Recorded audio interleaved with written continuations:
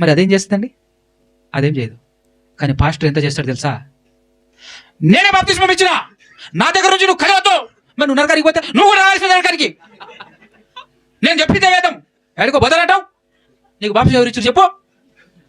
నీ ఇంటికి ఎవరు వచ్చారు చెప్పు? నీకోసం రాత్రి పగలు ప్రార్థన చేసినా నేను. నన్ను వదిలేసిపోతావా? ఈ చర్చి కాకుండా పోతావా బయటికి? సమస్య లేదు, ఈయనే ఉండాల్సింది అంటాడు.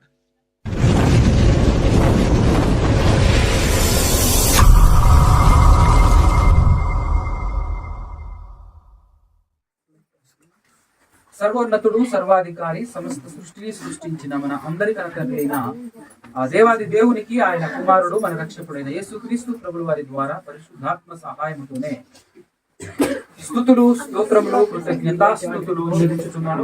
ఆయన మాటలు విని వినబడినటువంటి మాటలను హృదయంలో చక్కగా దాచుకొని పదిలపరుచుకొని వాటి ప్రకారంగా బ్రతకాలనేటటువంటి మంచి సదుద్దేశం కలిగి వచ్చి కూర్చొని వింటున్నటువంటి మీ అందరికీ, అదే విధముగా వేదికను అలంకరించినటువంటి దేవుని సేవకులకును పెద్దలకును క్రీస్తు పేరటనే నా యొక్క శుభములు, వందనాలు. బోధకులు కూడా చేసే పని ఏంటో తెలుసా? ఇప్పుడు నా దగ్గర ఒక 500 మందో 600 మందో 1000 మందో ఉన్నారనుకోండి, నేను చెప్పిందే వేదం. ఎందుకు? అందరు వింటున్నారు కాబట్టి. అవునా కదా? ఇప్పుడు ఎవరు వినట్లేరు, ఎవరైనా ఒకవేళ జంప్ అయిపోతున్నారు, చెప్పింది తప్పని అని అనుకో, కొంతమంది అబ్జెక్షన్ పెడుతున్నారు అనుకో, ఉన్నటువంటి వాళ్ళే, అప్పుడు ఏం చేస్తారు? పాస్టర్ ఏం చేస్తాడు? అమ్మా నేను మారకపోతే, నేను సరి చేసుకోకపోతే ఒక్కడు కూడా మిగిలేటట్లేరే అని ఏం చేస్తాడు? కొంచెం ఆలోచిస్తాడు, వాక్య విషయంలో ఆలోచిస్తాడు. ఉన్నోళ్ళందరూ గొర్రెలు అయ్యారనుకో, ఉన్నోళ్ళందరూ గుడ్డోళ్ళు అయ్యారనుకో, అప్పుడు ఈయన ఆలోచిస్తాడా? అస్సలు ఆలోచించాడు. ప్రశ్నించే విశ్వాసి లేనంత కాలము సేవకుల ఆట ఎట్లుంటుందో తెలుసా? ఆడింది ఆట, పాడిందే పాట. నేనేం చేసినా తిరుగులేదు, అడ్డులేదు. ఎవ్వడు అసలు ఎట్లుంటుంది అంటే వ్యవహారము, బయట నుంచి నాలాంటోడు ఎంత అరిసినా ఎంత చెప్పినా కూడా నువ్వు ఎప్పుడు నాకెందుకు, మా వాళ్ళు వింటున్నారుగా చాలు, మా వాళ్ళు వింటున్నారు, తలకాయ ఊపుతున్నారు, నాకు గజాలు, కానుకలు ఇచ్చేది వీళ్ళు నువ్వా? వీళ్ళు దండిగిస్తున్నారు, మట్టసంగా హ్యాపీగా బతికేస్తా నేను, నువ్వు ఎన్ని కూతురు కూర్చున్నా నాకు సంబంధమే లేదని చెప్పేసి ప్రశాంతంగా సాగుతుంటాడు, మార్పు చెందడు. అందుకోసమే అలర్ట్ అవ్వాల్సింది ఎవరో తెలుసా? ఎక్కడైనా సరే అలర్ట్ అవ్వాల్సింది విశ్వాసి, జాగ్రత్త పడాల్సింది విశ్వాసి. కానీ విశ్వాసి కళ్ళు గప్పేది ఎవరో తెలుసా? కాపరి. నిజమండి, నేను ఇప్పటివరకు నా ఎక్స్పీరియన్స్ లో చూసింది ఏంటంటే, మనల్ని నరకానికి నెడుతున్నటువంటి వాడు ఎవరు అని అంటే మనం అందరం ఏం చెప్తాం తెలుసా? సాతాను పేరు చెప్తాం. ఎందుకు? ఎవరు నేర్పించారు ఈ పదం మనకు? సేవకుడే నేర్పించాడు, పాస్టరే నేర్పించాడు. ఎందుకు?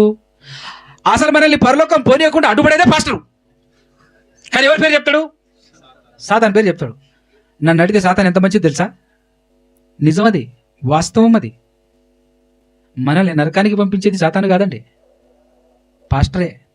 నేను కూడా పాస్టర్నే. కానీ చెప్తున్న జాగ్రత్తగా వినండి, సాతాను ఏం చేస్తుంది అంటే ఏమి చేయదండి. మనకు బాగా తెలిసిన సామెత ఒకటి ఉంది, గుర్రాన్ని ఎక్కడి వరకు తీసుకెళ్ళగలం? నీటి వరకు తీసుకెళ్ళగలం. తాగాల వద్ద దాని ఇష్టం. అవునా కదా? సాతాను చేసే పని ఇద్దే. ఈ లోకాన్ని నీకు చూపిస్తుందంతే, దాని వైపుకు వెళ్ళాలా వద్దా అనేది అది నీ ఇష్టం. కానీ సాతాను చేసే పని ఏంది? ఇప్పుడు మీకు సింపుల్ ఎగ్జాంపుల్ చెప్తాను. హవ్వమ్మను పండ్లు కోసుకొచ్చేసి తినిపించిందా, హవ్వమ్మే తినేసిందా? అక్కడ పెద్ద ఏమైనా తప్పు ఉందా సాతాంది? చూడు ఎంత మంచిగా ఉందో పండు, అబ్బా ఎంత రమ్యముగా ఉంది, ఎంత అందంగా ఉంది అని చెప్తుంది అంతే. నువ్వు 1,00,000 చెప్పుకో, నాకెందుకు, నేను తినను అంటే అయిపోయా. అవునా కదా? ఇంతకుముందు ఆదాము దగ్గర కూడా వచ్చేసి అనేక రకాల వేషాలు వేసింది అది. నువ్వు ఎన్ని వేషాలు వేసినా నేను తిననబ్బా అని చెప్పేసాడు మన ఆదాము గారు, అంతేనే కదా? కానీ హవ్వమ్మ మాత్రం అసలే బలహీనమైన ఘటం కదా. అవునా కదా? స్త్రీలు ఎట్లుంటారని అంటే, అబ్బా ఏమందమంటది అన్నం అనుకో, ఏనాడు అనలే మా ఆయన, ఇప్పుడు ఒక్కసారి అనలే, పాడే ఇంత అందంగా ఉన్నానా నేను అని ఆ మాటతోనే ఆ వ్యక్తిని గుర్తుపెట్టుకుంటుంది. లోపల బ్రెయిన్లో పోర్షన్స్ ఉంటాయి, ఒక పోర్షన్లో దాచిపెట్టుకుంటుంది. రెండోసారి, మూడోసారి, 4వసారి కనెక్ట్ అయ్యాననుకో, ఇప్పుడు కనెక్ట్ అవుతుంది కథ. అట్టుంటుంది స్త్రీల వ్యవహారం. అదే బలహీనత, బలహీనమైన ఘట్టం. అందుకోసమే సాతానుడు వచ్చాడు. అబ్బాబాబాబా ఏమందం, ఇంతకుముందు చూసిందా లేదా? ఇంతకుముందునే చూస్తూనే ఉంది. వీడు వచ్చి ఎక్స్ప్లెనేషన్ చేసేసరికి అందంగా కనపడింది పండు, రమ్యంగా కనపడింది. అది చూసేసి లట్టక్కున పోయి తినింది. ఆదాముకు కూడా కొంప ముంచింది. సాతాను ఏం చేశాడంటే చూపించాడు అంతే, చూడు అని. యేసుప్రభు దగ్గరికి వచ్చేసి కూడా సాతాను ఏం చేసింది? అంటే నీ ఇష్టం, చూసి అట్రాక్ట్ అవుతావా, కనెక్ట్ అవుతావా కావా అనేది నీ అభిప్రాయం అది. కానీ సాతాను మాత్రం చూపించడం వరకే. చూపించిన తర్వాత అటాక్ చేయాలన్నా పర్మిషన్ ఉండాలి, దానికి తెలుసు కదా. యోబు గారి విషయంలో వితౌట్ పర్మిషన్ టచ్ చేయడానికి కూడా దానికి అవకాశం లేదు, అర్హత లేదు. నీ దగ్గరికి రావాలన్నా, నా దగ్గరికి రావాలన్నా, ఎవరి దగ్గరికి వచ్చేసి టచ్ చేయాలంటే పర్మిషన్ ఆయన ఇవ్వాలే. అది మనకు జ్ఞానం ఉండాలే. అవునంటారా కదంటారా? మరి అదేం చేస్తుందండి? అదేం చేయదు. కానీ పాస్టర్ ఎంత చేస్తాడు తెలుసా? నేనే బాప్తిస్మం ఇచ్చిన, నా దగ్గర నుంచి నువ్వు కదలతో. మరి నువ్వు నరకానికి పోతే నువ్వు కూడా రావాల్సిన నరకానికి. నేను చెప్పిందే వేదం, ఎక్కడికో బదలంటావు. నీకు బాప్తిస్మం ఎవరు ఇచ్చారు చెప్పు? నీ ఇంటికి ఎవరు వచ్చారు చెప్పు? నీకోసం రాత్రి పగలు ప్రార్థన చేసినా నేను. నన్ను వదిలేసిపోతావా? ఈ చర్చి కాకుండా పోతావా బయటికి? సమస్య లేదు, ఈయనే ఉండాల్సింది అంటాడు. ఆ మాటకు భయపడిపోతుంది. ఇంకా బయట ఉన్నటువంటి సేవకులు ఎట్లా చేస్తారు తెలుసా? ఒకవేళ నువ్వు సత్యం గ్రహించి, వాస్తవం గ్రహించి, ఈ పాస్టర్ దగ్గర సబ్జెక్ట్ లేదు, వాస్తవాలు లేవు, ఈయన కూడా నరకానికి పోయే బ్యాచ్ అని తెలుసుకొని ఆవిడ కాస్త వేరే మంచి జ్ఞానం కలిగినటువంటి సర్వసత్యం చెప్పబడుతున్నటువంటి సంఘానికి వెళ్ళిందే అనుకో, ఏం చేస్తాడు తెలుసా? ఓ డప్పు తీసుకుంటాడు, బజార్లో రోడ్లు ఎక్కుతాడు. ఇక ఏం చేస్తాడు? ఆ పాస్టర్తో చెప్పా, ఈ పాస్టర్తో చెప్పా, పాస్టర్ ఫెలోషిప్లో చెప్పా, అక్కడ పోయి చెప్పా, ఇక్కడ పోయి చెప్పా, నా గొర్రె ఆయన పట్టుకపోయిండు, నేను పట్టిన చేప, నా వలలో చేప ఆయన పట్టుకపోయిండు. ఇది రైటేనా? మీరు చెప్పండి, అయ్యగారులు మీరు చెప్పండి, సేవకులు మీరు చెప్పండి అని చెప్పేసి మొత్తం బ్యాచ్ అంతా పిలుచుకొస్తాడు. ఆ బ్యాచ్ అంతా ఒకటే బ్యాచ్. ఆ బ్యాచ్ ఏం చెప్తుంది? ఓ ఇది కరెక్ట్ కాదబ్బా, గాలము సముద్రంలో వేయాలి, బుట్టలో కాదు అని వాళ్ళు అంటారు. ఏం నేర్చిర్రు బై? అందుకోసం ఎంత డేంజర్ తెలుసా? సాతాను కంటే చాలా చాలా చాలా డేంజరు ఎవరు? పాస్టర్. ఎవరు? అది మామూలు కాదు. చూసి ఉన్నా పిచ్చలేస్తుంటది అసలు ఆ బిహేవియర్ అంతా చూస్తుంటే.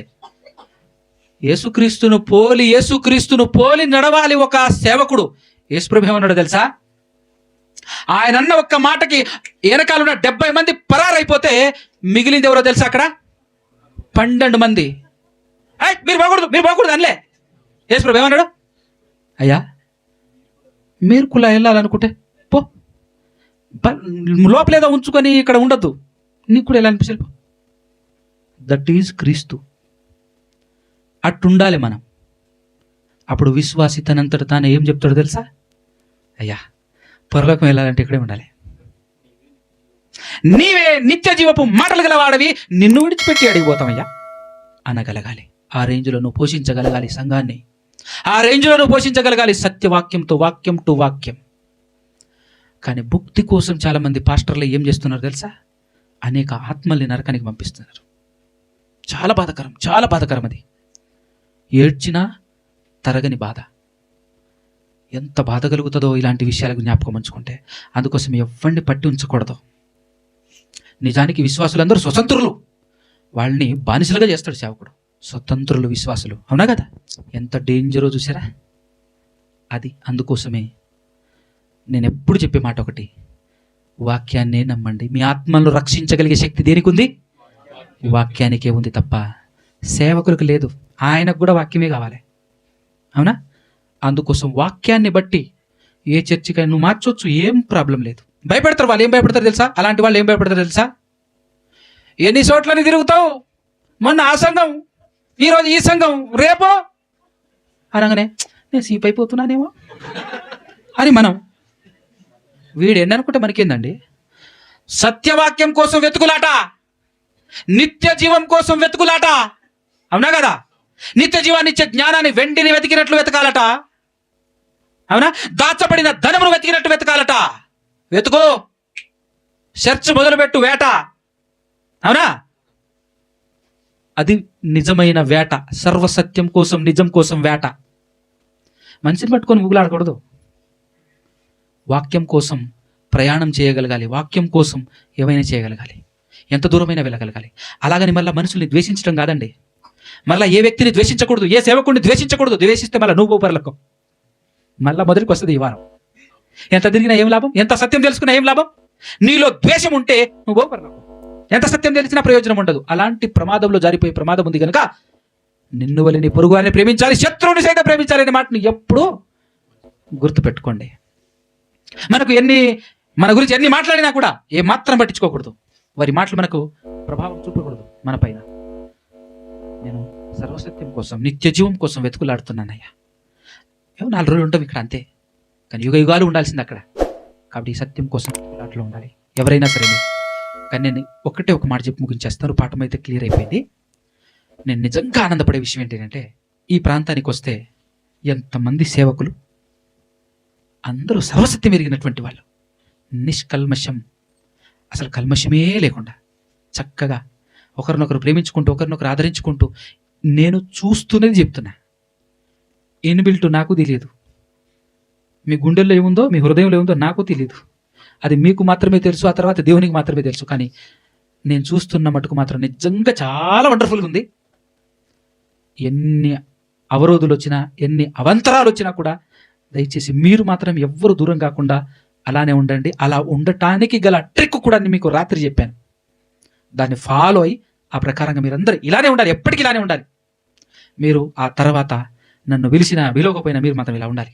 ఇలానే ఉండి వాక్యాన్ని పరిశోధిస్తూ, పరిశీలిస్తూ, సంఘాలు నడిపిస్తున్నప్పటికీ సంఘాల మీద డిపెండ్ అవ్వకుండా బ్రతుకుతున్నటువంటి వారు మాత్రమే సర్వసత్యాన్ని చేపట్టగలడు. అది వాస్తవం. సంఘం మీద డిపెండ్ అయ్యి బ్రతికేటటువంటి వాడు ఏమనుకుంటాడు తెలుసా? అయ్యో నా కడుపు అంటుంటాడు. ఎవరైనా పోయిననుకో, మనం వెళ్ళేసి సత్యం చెప్పామనుకో, ఆ సత్యాన్ని ఎవరైనా ఆకర్షించారనుకో, విశ్వాసులు వాళ్ళు పోయారనుకో, మన దగ్గరికి వచ్చి మాట్లాడతారు తెలుసా? పాస్టర్, ఏమయ్యా పోయిపోయి నా కడుపు మీద కొట్టాలనిపించిందా నీకు? ఎక్కడ కొట్టాలి? నా కడుపు మీదనే కొట్టాలనిపించింది అంటాడు. రెండోది, సంస్థలో ఉన్నవాడు కూడా ఏమంటాడు తెలుసా? సంస్థలో పనిచేసేటటువంటి వ్యక్తి ఏం చేస్తాడంటే, మనం పోయి సత్యం చెప్పామనుకో, అది నిజమే, కరెక్టే, కానీ నా పొట్టను కొట్టకు, నా పొట్ట కొట్టకు, ఏదో బతకని అని అంటే, ఈ బతికెందుకు? బయట జాబ్ చేసుకో, రకరకాల పనులు ఉన్నాయి. వీళ్ళని ఎందుకు పట్టి పీడిస్తున్నావు? వీళ్ళని ఎందుకు నరకానికి పంపిస్తున్నావు? నీ పొట్ట కోసం ఇంతమంది నరకానికి పంపిస్తావా? అవునా కదా? ఎంత దారుణం అది! నీ కడుపు కోసం ఇంతమంది నరకానికి పోవాలా? నేను డైరెక్ట్గా విన్న మాటలు ఇవి, ఎక్కడో చూసింది విన్నది కాదు. నేను కొంతమంది సేవకుల నోట డైరెక్ట్గా విన్న మాటలు ఇవి. ఇలాంటి మాటలు కూడా మాట్లాడే సేవకులు ఉన్నారు అని అంటే ఎంత దౌర్భాగ్యం అండి. కాబట్టి సత్యం, ఆ సత్యాన్ని వెతికి పట్టుకొని పరలోకం చేరే విధంగా మీరందరూ ఉండాలి, అందులో నేను కూడా ఉండాలి అని కోరుకుంటూ మాటలు ముగిస్తున్నాను. కళ్ళు మూసుకొని తల్లోంచి చిన్న ప్రార్థన చేస్తున్నాను.